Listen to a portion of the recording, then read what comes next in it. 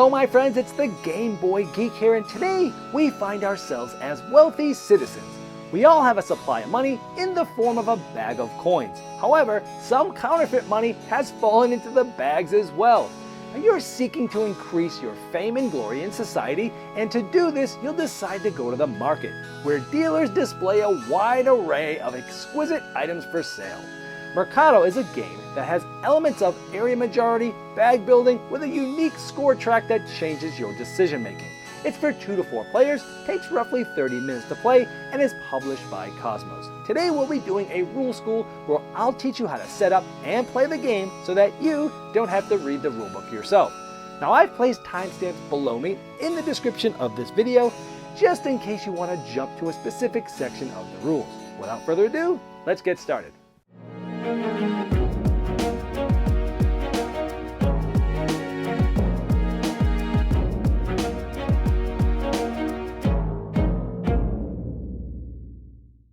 Mercado is a game for 2 to 4 players where you're trying to gather valuable goods or enchanting perfumes, sometimes for points or sometimes for special abilities, sometimes for a little of both. You'll be doing this by drawing coins from a bag, but watch out because the black coins are counterfeit and they stick around for most of the game unless you can get rid of them with abilities. And you're placing coins to try to, over the course of rounds, have the right amount of coins in order to get that tile and the points and the abilities. And as you move around the scoreboard, you might end on spots that allow you to move forward more, like 3 more here, or they give you special abilities like getting rid of counterfeits or gaining wild type of money. You'll also be able to get some privilege tokens, which will give you points and sometimes more abilities. However, other players can get to it before you and finish the cost needed in order to get to the points and the special abilities, but the next highest player will get a consolation. Like these seals, which allow you to draw 2 more coins from your bag on a standard turn. And not only can you start on any spot to keep every game different, it's also double-sided, which has different types of abilities. To set up, each player is going to pick a color, and you will take the character tile and the bag that corresponds with that character tile. Now all the tiles are double-sided, with females on one side and males on the other side. Next, you'll sort all the tiles to the 3 different types. Put them all face down and shuffle them into their own piles. These ones are valuable objects, these are enchanting perfumes, and the gray ones are market tiles. Then, starting with the 2 market tiles, there are only 2 in the game, you're going to place them in the middle of the table where everyone can reach them. Now when you place these tiles, you're going to want to keep them up between 2 and 3 finger width apart in all directions of other tiles. Then you're going to take the top 2 perfumes and place them there. And then you're going to take the top 4 valuable objects tiles and place them like this. So you'll always have 4 valuable objects on the left, then 2 perfumes, then the 2 market tiles. Then you'll just simply flip them over. So it might look something like this. Now notice on all of the tiles, each of the edges have a specific color. There's always going to be red on the bottoms, green on the rights, yellows on the tops, and blues on the left. And that's because each of those colors have to sit on this side of those tiles in order to make the whole game work. You'll understand why in just a bit, but whatever color you are, that's where you have to sit in relation to the tiles.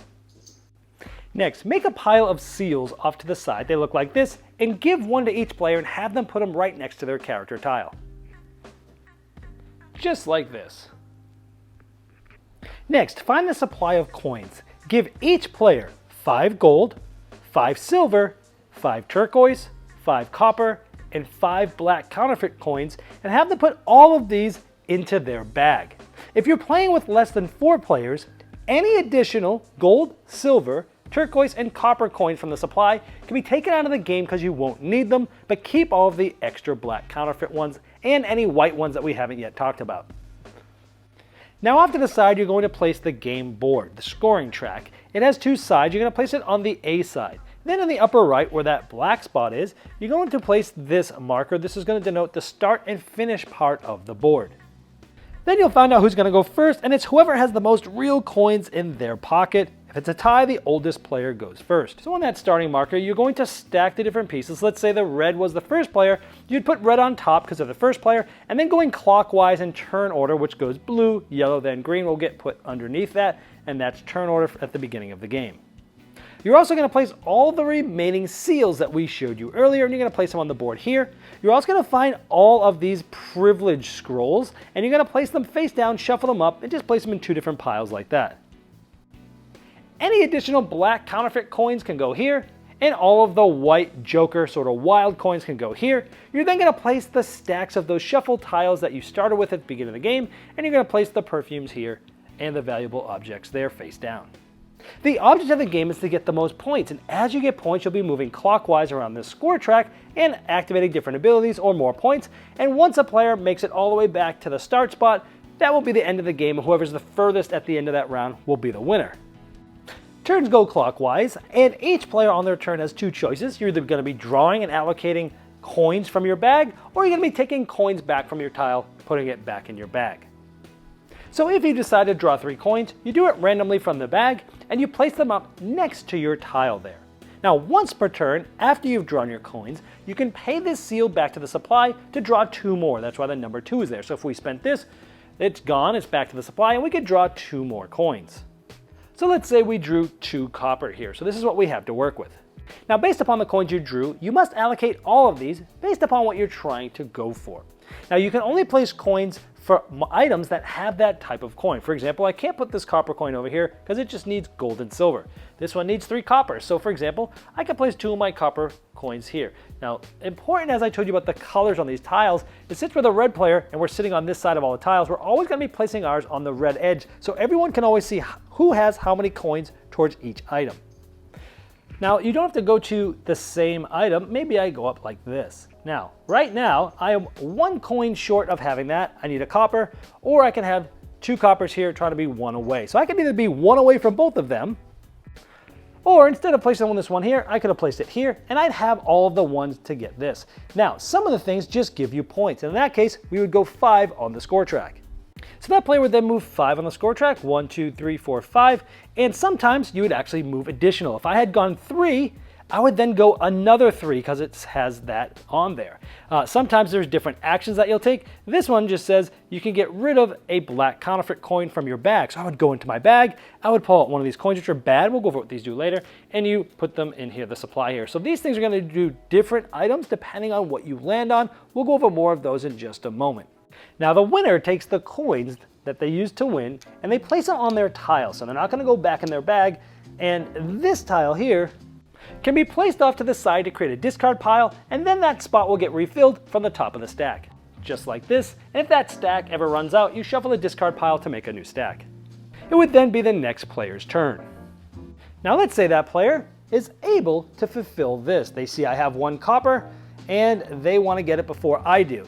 Now again, it only triggers when any one player has everything it needs. It's not a combination of all of them, it's when any one player. So in this case, this player got to buy this before I did. Now this is one of the perfumes. Remember, the 4 on the left are the valuable goods, and the 2 here are the perfumes. Now when there's multiple people going for a specific tile and they have coins there, the winner will take their coins, and the winner always, again, places them on their tile. The people that had coins there that did not win will take these coins and they'll place them back in their bag because those can get pulled out again. Also, as a consolation prize, the player or players, if they're tied, that had the second most coins on this tile. In this case, we had 1, they had 3. We were the only player that had the second most. Normally, you would get one of these seals to place on your tile. And remember, these are used to spend once per turn to draw 2 more coins. However, when getting these tiles, sometimes there's points, sometimes there's abilities, and sometimes there's sort of a mix of both of them. In this case, with the perfumes, 0 points, and this one is going to get, this player, the one who won it, is going to get 2 of the privilege tokens, and anyone else that would have normally have gotten a seal does not get one. So instead of me normally getting this, this tells me that I cannot. But this player is also going to get 2 of those. So that player will take 2 of these randomly, either off the same stack or different stacks. They can look at them, but they keep them secret from other players. Now these do different things. Once per turn, before you decide to either draw coins or put coins back in your bag, that player can select one of these to play. Now they know what they are because they get to secretly look at them, and they do different things. Like this could get you 2 points on the score track and get you a seal. Or it might do things like get you a point on the score track and everybody else has to take a black counterfeit coin in their bag. Those are bad. Again, we'll go over that in just a moment. And just like the goods, once the perfume has been bought, it goes into a perfume discard pile and a new one will come out. Now you'll notice that some of the different tiles have a lot of different colors on there. This means that all of these have to be the same color, but it doesn't matter which color they are, they just all have to be the same. Even different players can use different colors, but they all have to be the same color. So this player might be able to get it with 3 turquoise, this one maybe with 3 silver. These ones say 3 coins that have to be a different type. So there's different types of things that you may need in order to get the different tiles. Now these 2 market tiles are here the whole game, even when someone gets them. This one says you need 3 different. So let's say the yellow player was able to put 3 different there. They're going to get one of those privilege tokens and put it in front of them. We already showed you how those work. And then this would go back on this player's tile because they won a tile. Anybody in second place does not get a seal because that's what that icon stands for. And these market tiles never go away, they just stay there the whole game. And that's a glossary of what all those symbols do on page 7 of the rulebook. Let's look at this other market tile here. Let's say the green player puts the 3rd coin of the same type here. Anybody in second place does not get a seal as shown here. And immediately you can take a white joker coin and place it on another tile. Now this is a joker, which means it can be any coin. And this one says it needs 3 different coins. So here we have a turquoise, silver, and since this is a joker, it can be of any of the different types. So because both of these resolved and this green player won, again, anytime you win, they go on your tile, and then you activate that tile. So this one would get you 0 points for the green player, but they get to get rid of 3 of those black counterfeits, and then this would go in the discard pile and a new one would come out. If you successfully win a tile using one of the white joker coins, instead of it going back on your character tile, hoping to get it back in your bag, you must put it back in the supply. However, if you did not win the tile that your white joker token was on, you get to put that right back in your bag, just like all the other coins. As you're successful, you'll be getting coins on your tile. Remember, if you're second place or less on a tile that gets resolved, those get to go in your bag, but if you win, they go on your tile. And this is important because I know I've started with some black coins, those are counterfeit. If I pull one out when I'm drawing my 3 tokens, they essentially have to go on your tile. They're essentially counterfeit and you can never use them. They sort of just clog up your bag. So getting rid of them is good and adding them is bad for yourself. So to summarize the turn structure, at the beginning of your turn, if you have one of these privilege tokens, you can reveal it and do what that action says. Then you're going to decide to either pull 3 coins from your bag or take all these and put it back in your bag. If you pull coins from your bag, you can use 1 seal per turn, put it back in the supply and draw 2 more coins. But if you decide to put them all in the back of the bag, you simply just place these all back in your bag and that's your turn.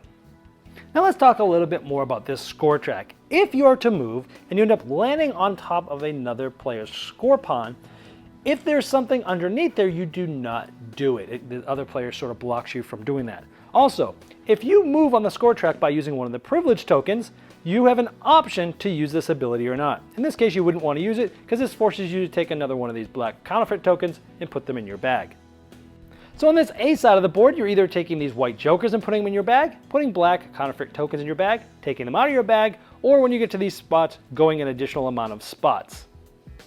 Now some tiles have scoring when you win them like this. This means you go as many spaces depending on what place you are in on the score track. So if green was the one that won this, they would only go 1 because they're in first place, which in this case would allow them to go 3 more because of the way that this score track works. If blue had gotten it, they would have went 2.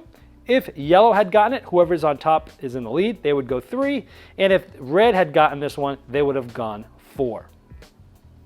If you finish a tile that has a question mark, one of the perfumes, essentially you take the top one off the valuable goods, you get that many points, in this case 5, and then this gets discarded.